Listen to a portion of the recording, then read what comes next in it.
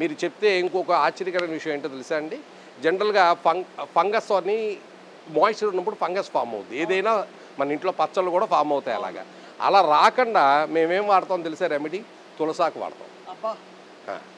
అంటే ఎగ్జాంపుల్ అంత natural feeling మాట మాది, అంత న్యాచురల్ మాట, ఏముండవు. సో దీని తర్వాత ఏంటి సార్ మరి ఇక్కడ నుంచి? ఇది ఇప్పుడు ఒక రకం చూశారు కదండి, ఇప్పుడు ఇది చూసారా, ఇది గుగ్గిలం అంటారు. ఇది మన భాషలో గుగ్గిలం అంటారు. న్యాచురల్ ఒక చెట్టు నుంచి వచ్చే మిల్క్ మాట ఇది. దాన్ని కలెక్ట్ చేసి ఇండోనేషియాలో ట్రైబల్స్ని, ఫారెస్ట్లో ఉన్న ట్రైబల్స్ తీసుకొచ్చి అమ్ముతారన్నమాట. అక్కడి నుంచి ఇంపోర్టర్స్ కొనుక్కొని, ఎక్స్పోర్ట్ చేసేవాళ్ళు కొనుక్కొని మనకి ఎక్స్పోర్ట్ చేస్తారన్నమాట. ఇండోనేషియా నుంచి వచ్చిన గుగ్గిలం. ఇండోనేషియా వచ్చి ఫారెస్ట్ సంపదన ఎక్కువ అండి. ఫారెస్ట్ అనేది చాలా పెద్దది. మరి అక్కడ ప్లాంటేషన్ కావాలని పడిందో వాళ్ళు యాదృచ్ఛికంగా భగవంతుడు ఏదో తెలియదు, కానీ చాలా రకాల రా మెటీరియల్స్ అక్కడే పండుతాయి. సో ఇప్పుడు నెక్స్ట్ ఏంటి సార్ దీని తర్వాత? మనం ప్రాసెస్ చేద్దామండి. ఇప్పుడు ఇది పౌడర్ ఫామ్ అయిపోయిన తర్వాత ఈ పౌడర్ ఫామ్ని మిక్సింగ్లోకి తీసుకెళ్తాం.